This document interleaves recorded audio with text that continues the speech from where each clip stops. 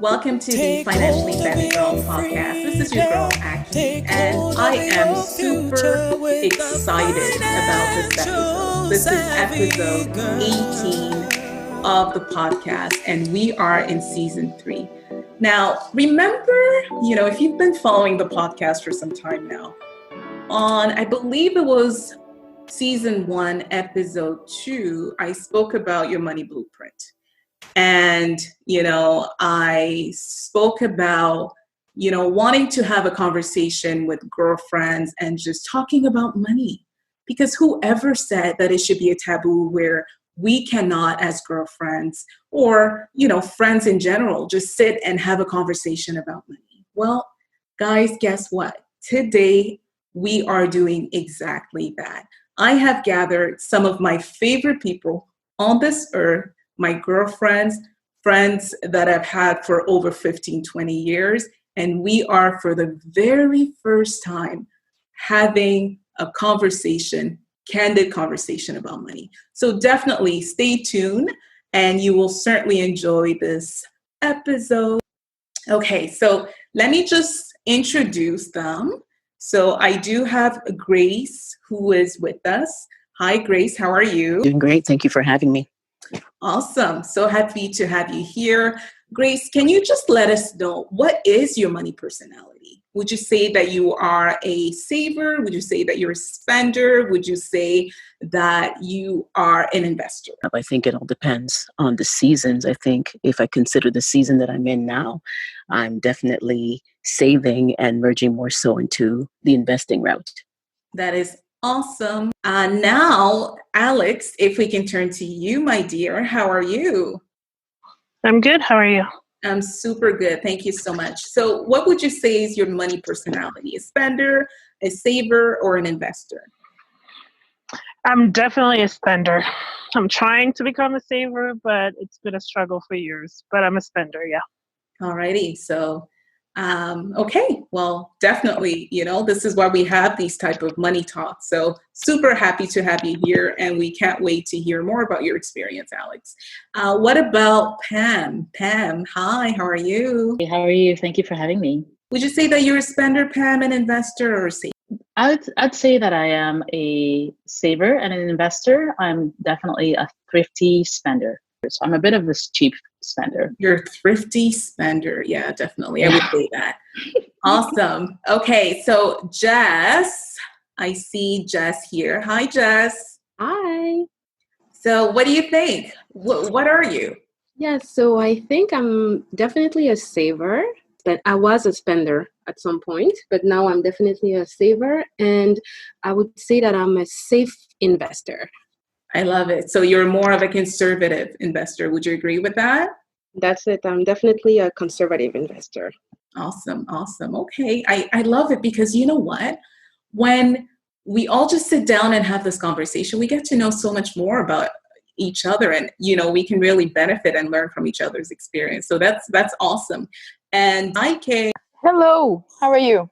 I'm good. Kay, would you say that you're more of a spender, an investor, or a saver? I would say that I was a spender who is now discovering the beauty of saving.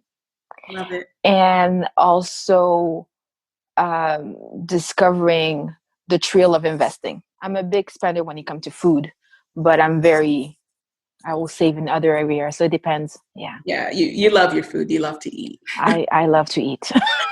That's for sure. Okay, so Aziza, would you say that you're more of a saver? Would you say that you're more of an investor? Or would you say that you are a spender?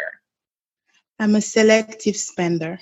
Ooh, selective spender. Okay, you definitely will have to elaborate on that one. I love it. It's a nice way to say I'm cheap. You're cheap. I'm with you, girl. So you're a thrifty spender, just like Pam, right? I guess. Yes. Yes. That's awesome. Okay, guys, you have no idea. I'm super happy to have you all on the podcast. And I've been dreaming of the day where we can really have this candid conversation amongst ourselves. I can't believe that it has taken us 15, 20 years, but I'm so happy that we're able to have this talk. And hopefully we can have plenty more. And I think that we can really learn and grow from each other's experience. So that's awesome. And I believe that our listeners can also benefit. And it's also going to encourage them to really just have these type of conversations with their friends, their families. And yeah, so super happy. I'm going to have some questions for each and every one of you. I hope that's okay. I think I'm probably going to start with Pam. I just kind of want you to picture yourself as a child, because oftentimes we don't realize a lot of our habits, especially when it comes to our personal finance, has been influenced with what is it that we heard in our childhood about money. How was it ever discussed in the household, or what memory does it trigger when we think about it? So our walk, our money blueprint before we completely shift our mindset is influenced by our childhood experience. So my question to you, Pam, is as you're picturing yourself as a child, what do you recall being your childhood perception of money? Wow, that's a very good question. Well, I think it's two-part or twofold. And I think the first impression that I had of money, of course, is that it was limitless. As a child, kind of growing and not knowing how your parents are, working and, grinding and so forth. You just see the fact that you're comfortable. I never had the impression that we were lacking of anything, and that usually came from shelter and food and, toys. There was not that impression that there was lack. So for me, money was not even something that was tangible. It was just this limitless thing that could occur. We had just a comfortable life and upbringing, but there was not a concept of what money really represented. And I think shifting and growing up, especially that our family and parents had to immigrate from one place to another, there was definitely a shift in terms of what money represented and what growing in a different environment and having to have parents go back to school and restart a life meant. And so from that perspective, then the money became something that you had to work for, and right. Something that you had to earn, and then you had to be responsible for. So at an earlier age, I started to have a sense that in order to make money, you'll have to work, and to sustain money, you have to save. And I think that perspective came fairly early for me. And one of it has to do with the fact that, yes, our parents had to change completely their previous life to a different life and had to overcome so many obstacles in front of our upbringing in our eyes. And the other came from the fact that earlier on as well, I took on jobs that were that had some financial, I guess, education to them, and right. that So you worked at a bank at some point, right? I did, yeah. So the concept of saving became very, very apparent to me, and that was when I was 17, 18. So I kind of had this idea that you had to save. If you think about your childhood, what's the first word that comes to your mind when you think about money? And I'm talking like when you were a child, never mind your teenage years. First word that comes to mind when I think about money. Yeah, I think for me, it would be limitless. Then again, because it was just not something that it was never in the forefront of my mind. Right, because it was never really discussed, right? No, absolutely not. But I love what you said. You spoke about, you knew from an earlier age that, for you anyways, you associated money to working hard and to also saving, and definitely I believe those things have shaped, knowing you, I think it has shaped the way you have conducted yourself with money as you grew older and older, for sure. Do you think at all this was influenced by culture? And if so, how? Actually, you know what? I don't think that it was influenced by culture. I think what I actually saw in the culture was the opposite. I saw, more so the spending and the kind of, one-upping. You know what I mean? Kind of this wanting to show that you had money.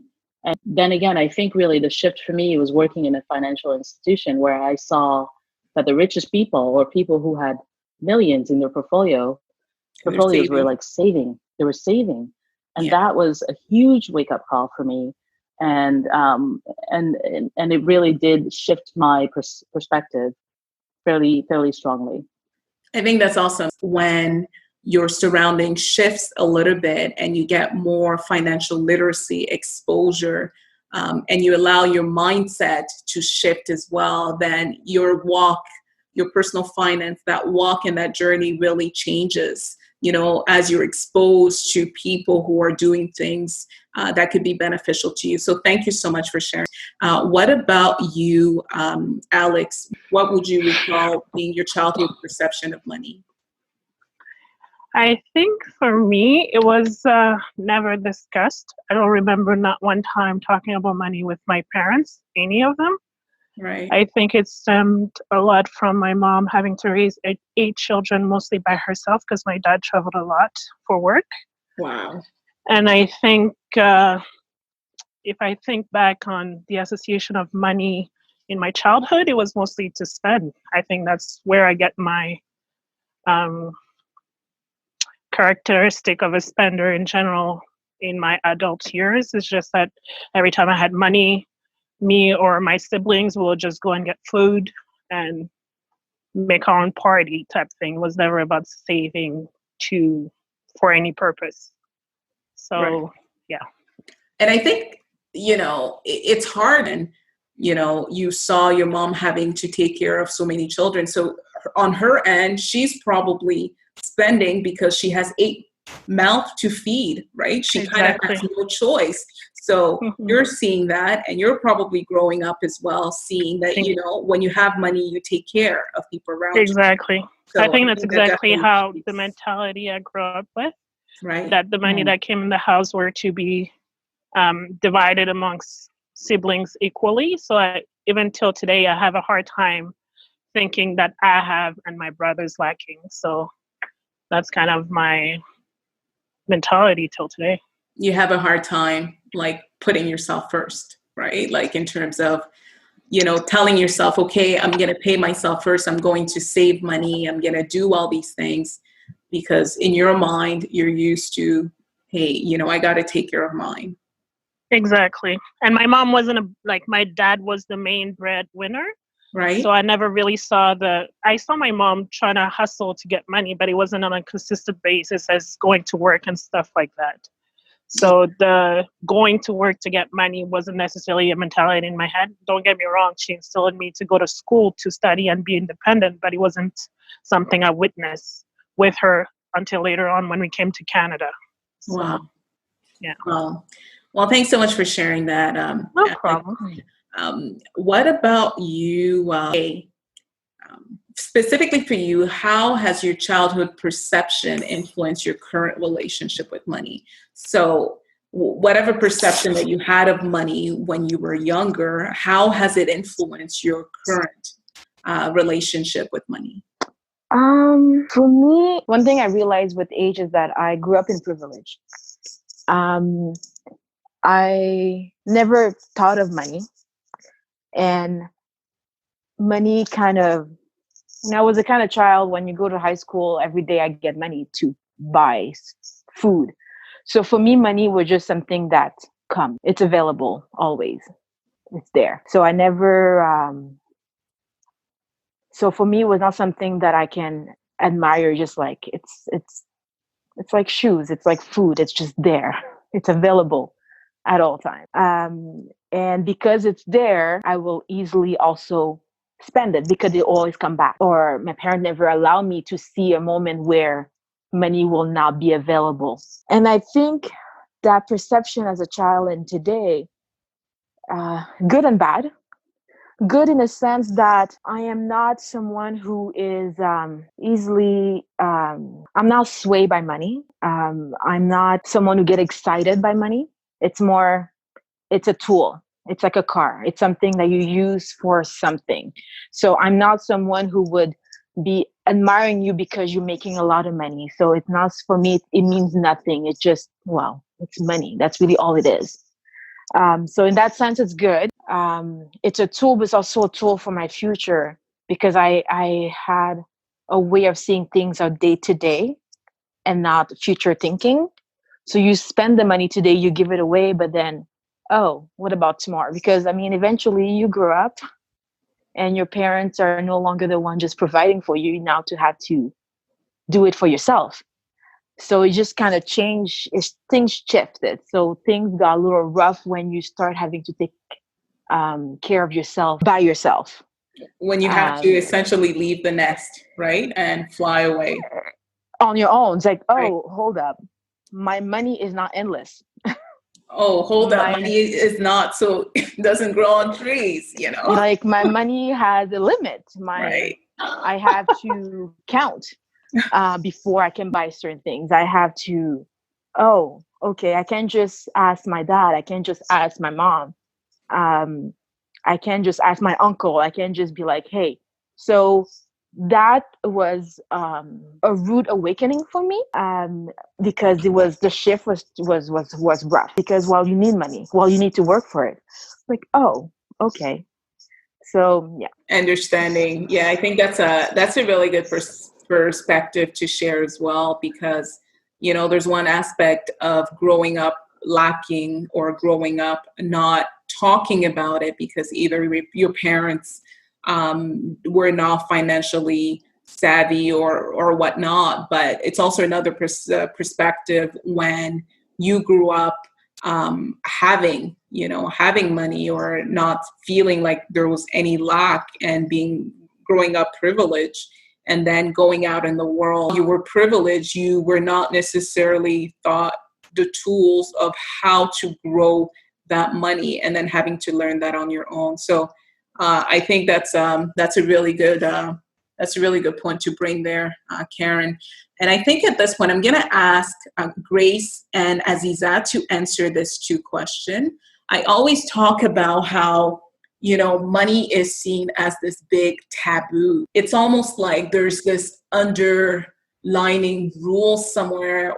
I mean, we should not be talking about money. Like it's this big taboo. And you know, we've been friends, all of us, for so many years, and we talk literally about everything. And it makes no sense that when it came to personal finance, we've never even had a conversation. So, Grace, I'm going to ask you this first. Why do you think that, you know, conversation surrounding money is such a taboo and still is in today's society? In all honesty, I personally don't necessarily think that it's a taboo. I think our lack of transparency as individuals has made it a taboo. And the reason why I say that I don't necessarily think that it's as taboo as it really is because the dialogue has been open for years. The dialogue has been, you know, has had the potential to be addressed, but I just think that it's just, you know, our own human nature to withhold it, to withhold information, to withhold our stories. So that's pretty much my perspective when it comes to that. And I think the reason why we often meet people, whether in our close surroundings or from afar, who refrain from talking about it is because they don't find a safe place. You understand what I mean? It's very hard to find you know, people that can really keep it real with you, no matter, you know, what stage you're at. You encounter people in life that sometimes, you know, want to show that they have money, and you know, versus people that are probably a bit more modest about it, and those are for different things, and those are things that affect our paradigm, and those are also things that may affect why we don't talk about it, because people don't necessarily want to tell people their real stories, you know, their hardship with money. So that's why personally I don't necessarily think it's as taboo as we make it seem to be. I just think if we were willingly a bit more transparent, well, based on whatever you know, the occasion prevails, I think that it would probably create a safer space for us to actually be able to talk about it. I mean, you said at the beginning, you know, we've known each other for years, but we've never talked about it. Yeah, that's pretty much my take on that. Right. But I do also believe that as a result of that, people's personal finance have remained stagnant or have remained in places, you know, sort of falling behind when it could have been so much further along if only they had found safe platforms, you know, like Financially Savvy Girl podcast or whatever it is, where they can actually learn, grow, and improve their personal finance. So Yeah, I agree with that for sure. What about you, Aziza? What do you think? Why do you feel that it's still a taboo? And if so, why? I do feel that it's still a taboo to talk about money in a sense, but I think it depends on I think it's a cultural thing as well. In our community and the way we grew up, some conversation and some topic are just off limits, and money is Right. one of them. We can have a general conversation about, oh yeah, I got a promotion. Oh yeah, I'm doing XYZ, but we never go into details. And I mean, I grew up that way, and I don't feel comfortable sharing, let's say, how much I make, talking about different moves that I make, etc. Like if I made bad decision financially, I don't talk about that. I try to learn on my own or with my parents and move forward. And is it a bad thing? Maybe, but that's something that's how I grew up, and yeah, sister. Yeah, I do believe it's somewhat cultural as well. And I do think that you're right when you say, there's certain things that people just don't discuss, stuff like, talking about money or even like talking about their personal, struggles within relationship or whatnot. These are things that people really don't discuss out loud. Unfortunately, they do have to find platforms to discuss those and grow and learn and improve, because otherwise then, they just remain there and don't put themselves in a position where they can really improve their circumstance. But I do agree with you that I think it's somewhat cultural as well. What about you, Jess? Speaking of certain things not being discussed, we all know that financial dispute is the number one cause of divorce. And, you're definitely someone who can provide some guidance. You've been married for quite a while. But why do you think that that is, and what are some of the questions or conversations that you think couples should have, before getting married? Yeah, so as you said, it's definitely an issue. And I think the reason why it's an issue is because people don't talk about it. So you just said, Grace and Michelle just said that people may not always feel comfortable discussing their finances.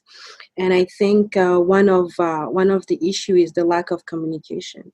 So people will often talk about how many kids they want, where they want to live, etc., but they won't talk about their finances. So I definitely think that asking questions, setting up goals what they want to achieve, where they want to go. So discussing about the type of their financial personalities, etc. I think those are questions that people don't ask. This is the first issue, if I can say it that way. And then the other one is the lack of transparency. So people forget that when you get married, you're in this together. So it's no longer me. It's about the two of you. So basically, your investments become their investments. Your debts become their debts. So you have to have a strategy as a couple in order for you to be able to be as transparent as possible. And I think so with communication and as much transparency as possible, it can help for the couple and others. I love that. It's Aziz. I have a question for the group. I'm going to ask you a question. Yes, Aziza, you said you had a question? Yes, I had a question. I really, really liked what Jessica said, and it completely made sense on paper. So my question is, when do you ask, when you're dating someone or about to get married or talking about getting married, when do you ask those questions that you listed about what's your credit score?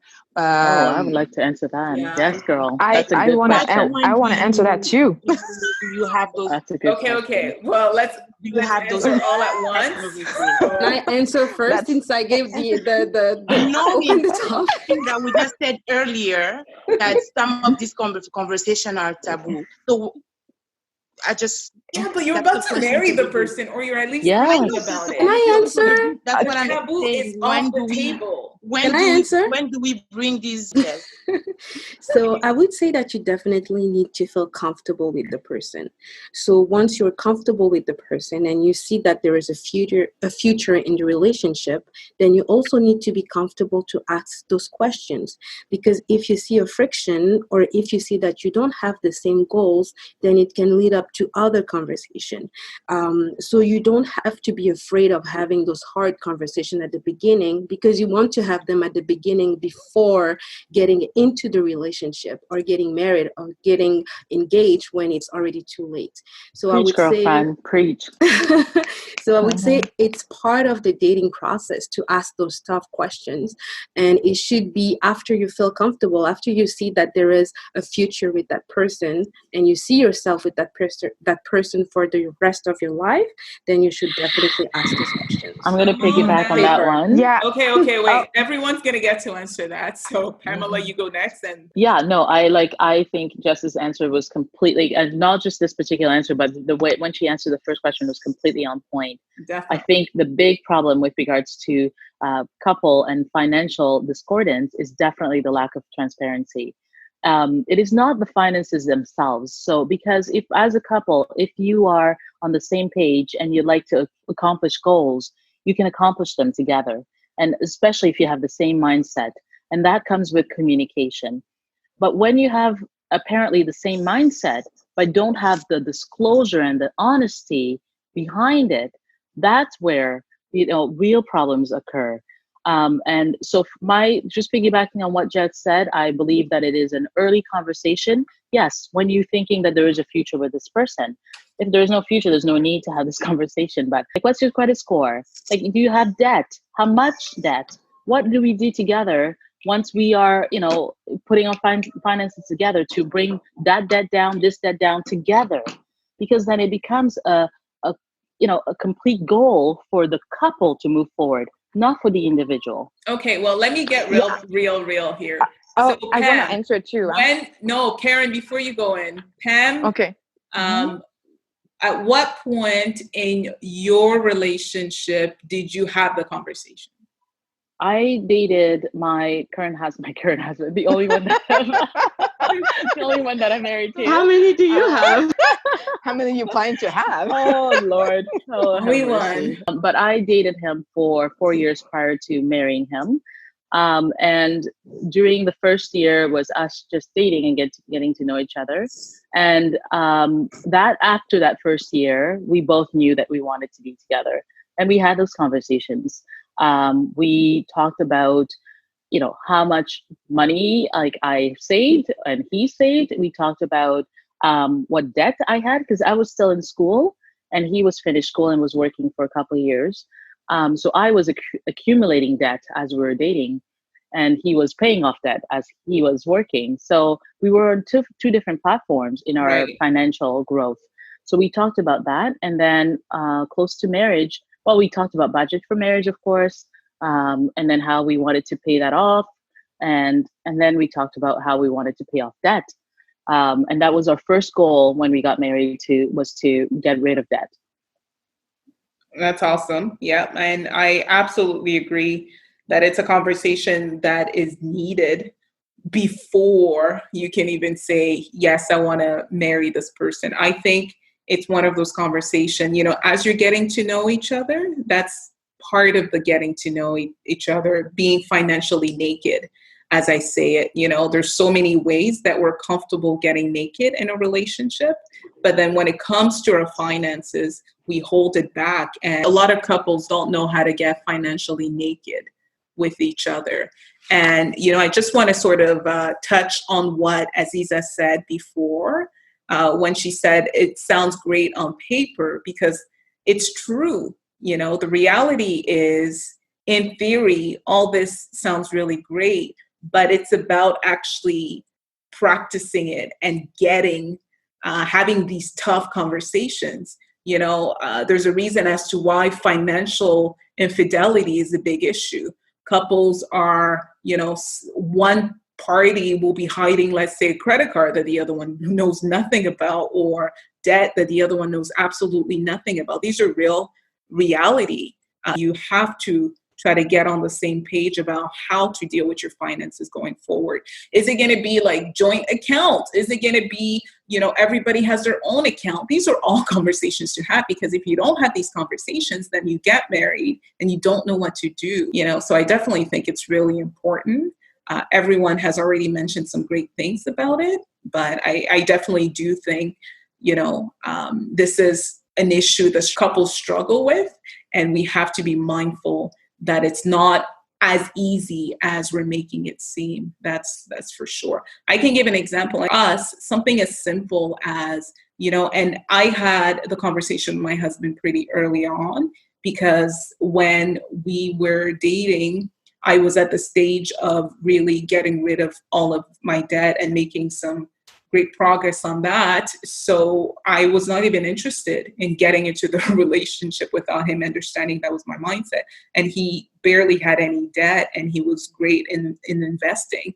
So we had to have these conversations. He needed to be comfortable with what I was coming in with and what I was working on.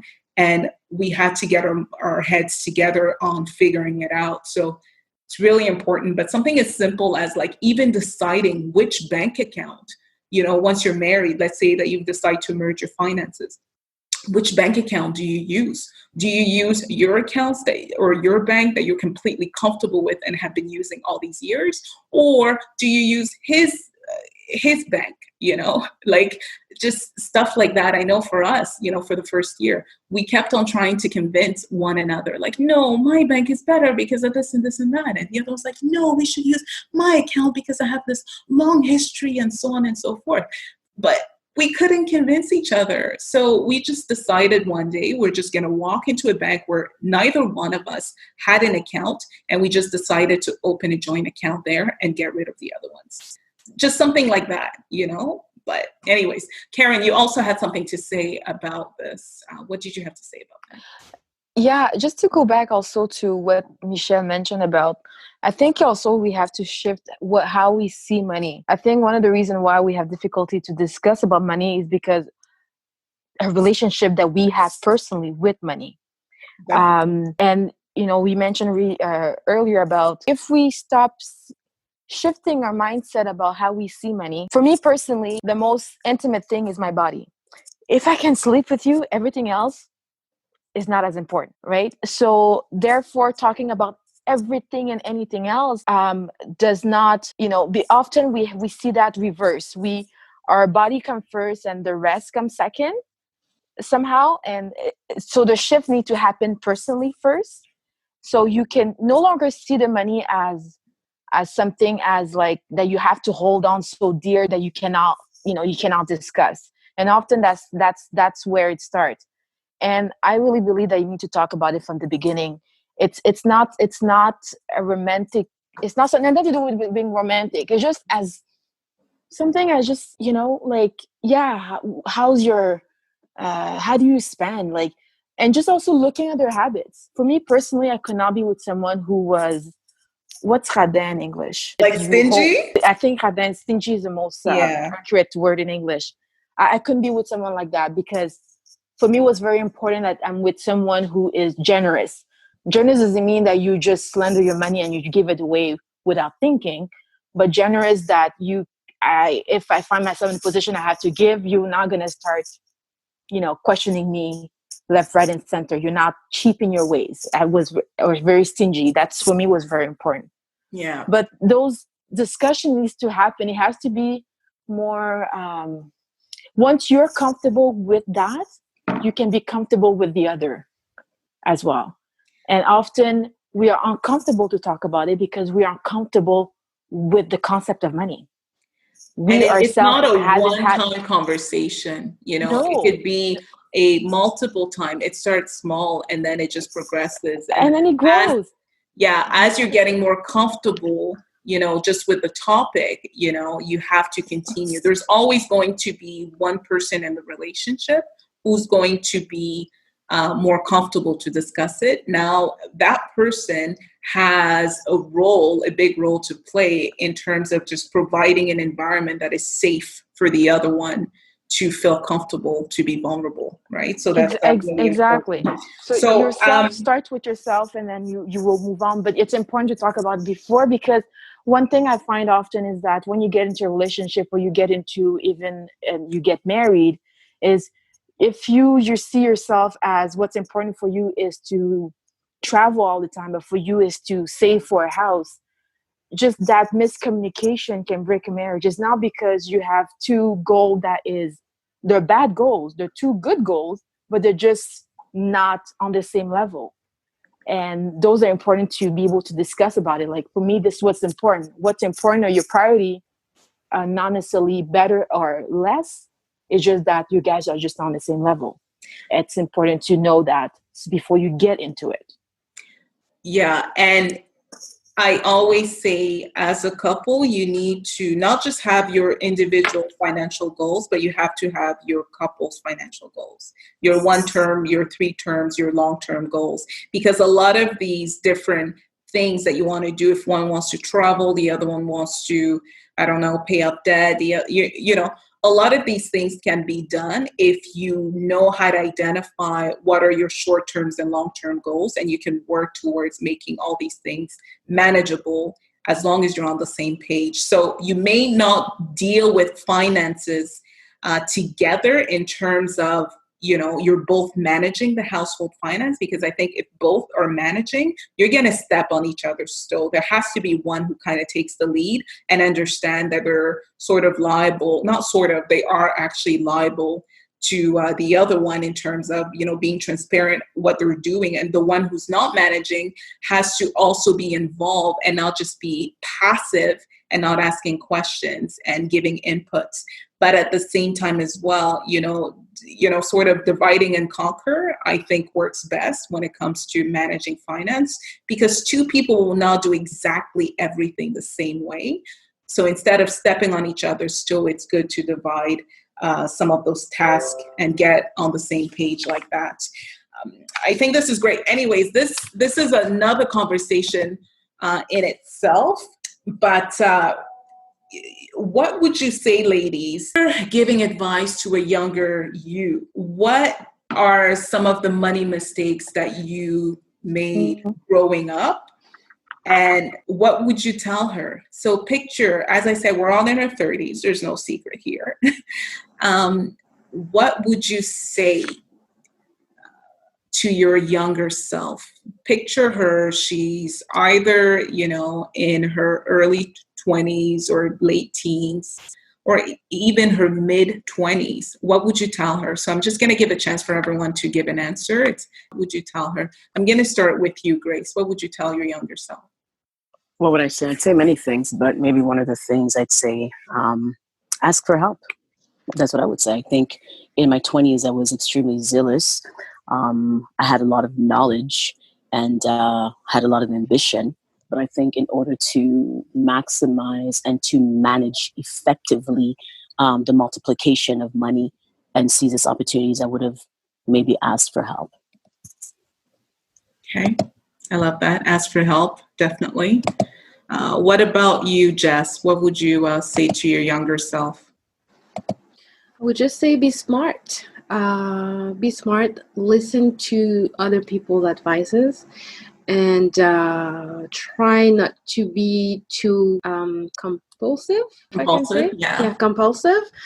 Take your time to make a decision, and yeah, that's what I would say.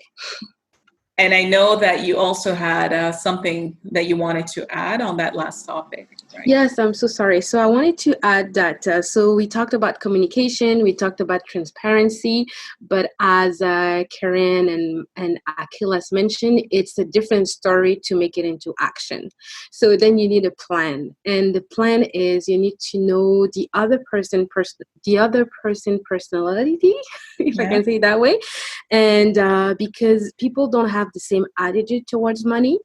So even if you have, as I think Karen mentioned, mentioned, even if you have the same goal, people may want to achieve those goals differently. So you actually need to take the time at some point. It doesn't need to be right at the beginning, but you actually just need to take the time at some point to decide how you guys want to achieve your goals. Yeah. And also for me personally, when it was the time to actually, do things and implement, if I can say it that way, our plan, I was a little bit scared of losing my financial freedom. Yes. So it's very important for you to feel comfortable during the process, in the sense that you need to find a balance that's right for you and for your couple. There is no perfect or ultimate, if I can say, vision or objective. You just need to find the right balance with your couple. So that's just what I wanted to add. So find your communication, be transparent, but then you need to, action. And once you action, just find the right balance for your couple. And it will be an ongoing process. It's not set in stone, because life changes all the time. So you also need to be flexible and move with life. Absolutely agree. Absolutely agree. Okay, Aziza, what about you? What advice would you give to your younger self? First, I want to say thank you, ladies, for answering my questions. You guys are really, really smart. So to the next point, my younger self, I will tell her, don't overspend and don't oversave either. Enjoy your 20s. You're making enough money for you to travel, to live your life, but don't stress yourself about the future, or you will be fine. Okay. But plan for it accordingly, right? Yes. Definitely. I'm saying don't overspend, obviously, but don't oversave either, to the point that you're stressing yourself. Yeah. Okay. All righty. What about you, Alex? What would you tell your younger self? I think I would tell my younger self it's okay to put yourself first. It's okay to think about you as an individual and not just you as part of a family trying to help everybody to your own detriment. It's okay to save and make your own financial situation better, to put yourself in a better situation so that you can better help the people around you. And don't feel what's the word? Don't feel guilty. There you go. Don't feel guilty about it. Yeah. Because it's okay to be selfish. That's all. And as you're building, as you take the time to just build, you're going to be in a better position to be of help. Exactly. Like that. Okay. What about you, Kay? What would you say? Karen? Yeah, sorry, it's on mute. I would say to my younger self to take advantage of the resources that you have right now, and be conscious that those resources are not infinite, and save and save and save again, and save some more. And you don't even have to save 100%. Even just saving 50% is already setting you up way more than what you could be. So take advantage of what you have. Okay, well, what about you, Grace? What would you tell your younger self? Well, I'll just add on to what I already said. I think also don't try to do it by yourself, and make sure that you're held accountable. Like I was saying earlier, I think for me in my 20s, I was extremely zealous. I had a lot of information, but because I was very independent, there's a lot of things that I wanted to do all by myself. So I think that if I would have sought out or been a bit more intentional with being held accountable with certain things, or tried not to do everything by myself, it would have been a good strategy. Yeah. What about you, Pam? Yeah, but, I mean, thank you, everyone. I really liked everyone's answer. I think I would have told my younger self to internalize less, to be more open with regards to discussing finances and many, many other things with the people that I, care about, love, and in order to exactly do that, to grow and to learn from them and to disseminate information that I may have had, and also not to stress so much about the future. I've never been a big worrier, but I certainly have at times missed to just live in the moment because I was thinking about the next step. And so taking that time to live in the moment is what I would say to my younger self. I love it. Love it so much, lady. I would say to my younger self, so much, but just to narrow it down, I would tell her it's okay to not know everything, and it's needed to learn more and seek help. You are never lesser for wanting to know more about personal finance. And I would tell her to invest young because there's true power in compound interest. And I will definitely tell her that while she can enjoy living in the moment, don't lose sight of the beauty of saving for the future. So lastly, ladies, I always ask this question to any guest who comes on the podcast. If you had to put in terms of order wealth, love, and power, what would be your priority and why? Well, that's a good question, to be honest. You answer and you give a bit of a reason. Karen, can you answer? Okay. I would put wealth, love, power. But personally, I kind of find that they all kind of interrelated. So it's the whole putting them into hierarchy. Hierarchy. Well, it's because they're wealth. Because the way I define wealth is is to be in contentment and to be in a level of not necessarily an abundance of money, but just to be content to have enough for yourself, enough for my family, enough for my neighbor, and that level, there's not really an amount attached to it, but I haven't really attached an amount to it, and also especially enough for the generation to come. Yes, Jess, can you answer? So love, power, wealth. Yes, so I would say that my order is love, then wealth, and then power, because I think that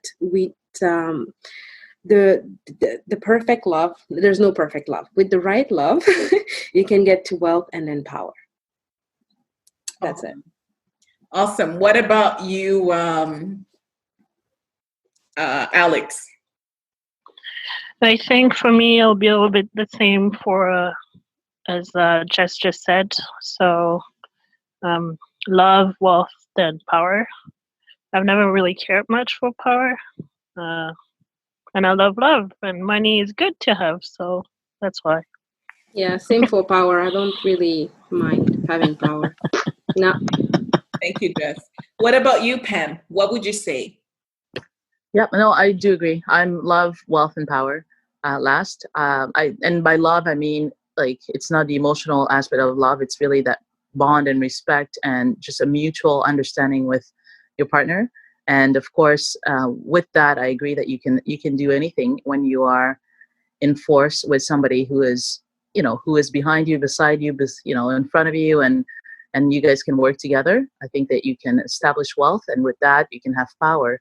But certainly those two alone will not make me happy. Which two alone? The wealth and power. Okay, awesome. So love, wealth, and power for a lot of the ladies. Karen put it in wealth, love, and power. And Aziz, I'm going to ask you a different question, if that's okay. Maybe you can close this off. We are, as I said, all in our 30s. 10 years from now, where do you hope to be in your personal finance? 10 years from now, I'll say my main goal is to have more than one source of income. Because I have to admit, going through this pandemic did put a lot of stuff into perspective when it comes to my financial situation. Right. Yes, I was one of the lucky ones who was able to keep her job, but I can only imagine what would have been my situation if I lost my main source of income. Right. Ma vie serait arrêtée là. So right there. Yeah. So it did put a lot of stuff into perspective. So 10 years from now, I'm hoping, as I said, having more than one source of income. And the main one that I had, so I'm planning to, is to have an investment property, something that is an essential service as well, just to diversify the portfolio. That's my long-term goal. Awesome. I love that. And Grace, my dear, I'm going to ask you the same question as well. If, 10 years from now, where do you see yourself in your personal finance journey? I see myself wealthy. Love it. You're incredible. Not mincing her words, Grace. Love it. I love it. Love it, Grace. So here you have it, ladies. Thank you so much for being here. Thank you so much for being vulnerable on this podcast episode. And I'm sure a lot of people will grow and benefit from this. So thank you so much for tuning in. Until next time. Thank you, Aki. Thanks for opening this opportunity. Have a good one. Until next time. Bye-bye. Until the next Take hold of your future with a